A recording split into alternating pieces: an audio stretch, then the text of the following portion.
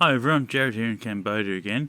I'm just going to go over probably what I'd consider the most essential thing you do that only costs you a couple of dollars before deciding to buy a motorbike. And it could get you out of a lot of grief, so it's worth paying attention to. It's very simple, and as I said, worst case scenario, you don't spend any money. But basically, what I'm going to suggest is that you go take the bike down to the local mechanic and get him to make sure there's no dirt in the fuel tank. A lot of these fuel tanks rust out over here because they've never been filled up, and the humidity will cause the top of the tank to rust. So it can be quite common to get rust in your fuel line. I've actually had a bike that's had a fuel tank so rusted out, it used to leak on my leg, and I ended up bogging that up with builders or car, the fiberglass reinforced car bog, which did the job. The local mechanic laughed at me when I asked if I could get a second-hand tank. So anyway, I'll switch the video around and we'll go through the parts. Okay, so here's a fuel switch, which we've covered in an earlier episode. Now I want to talk about the fuel line, the filter, and the carburettor. So you've got two bits of fuel line. You've got one coming from your carb here. You've got your fuel filter here, and you've got a little bit of fuel line going to your carburettor after the filter. Now, if I was to buy a bike, the very first thing I'd do is I'd take it down to the local mechanic, get him to pop the fuel line off, see that the fuel is clear in both directions, in both your reserve tank and your main tank. And I wouldn't get him to put the same filter back on. Things perish really quickly in Cambodia, and fuel filters and fuel hose, fuel hose especially perishes quickly. I've got an example of this is actually a new bit of hose and new filter I put on this bike, purely and simply because the old one, which I'll try and hold up, that's the old setup.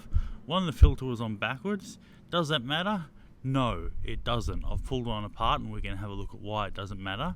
But why I'm saying that is if you buy a bike and you notice your fuel filter's on the wrong way, don't touch it, because all you'll be doing is suddenly changing the direction that all the crap is stuck on. You'll be changing it from the fuel tank side, where all the crap is stuck on, to the carburetor side. So you'll flick your fuel filter around, all of a sudden you fill your engine with crap.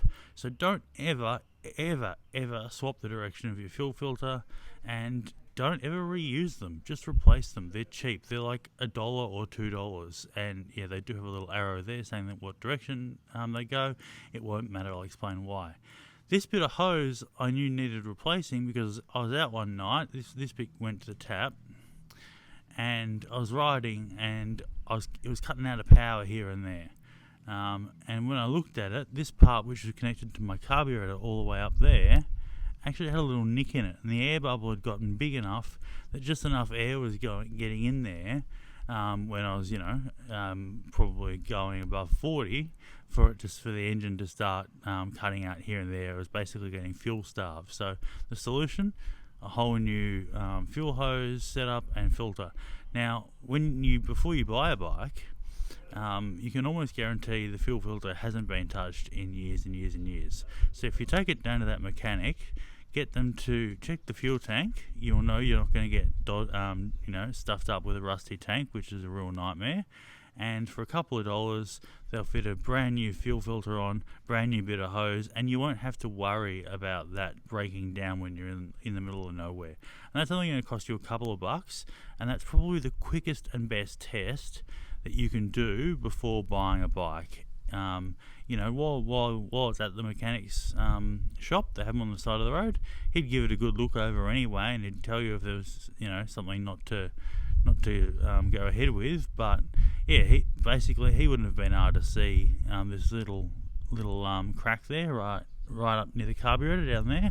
So why not just replace it? It's only a couple of dollars, and then you never have to worry about it. So that's my second tip for cycling in Cambodia. Go and get a new bit of fuel hose. Go and get a new fuel filter. You can fit them yourself if you know how, if you've bought the tools, or you can get your local mechanic to do it for less than $5 US. So just do that. It's easy. Anyway, thanks guys. Talk to you later. Bye. I move smooth, groove to break beats, live dance to techniques, slaves bringing the heat, Greek dance floor with raw energy, emotion, while styling, gliding and coasting, play 1 and 2 in, soul brother rocking, freezing a position, hardcore hip hopping, stopping on the snare, moving on the drum, it's the headbanger boogie, open up and get some hype songs, make it live.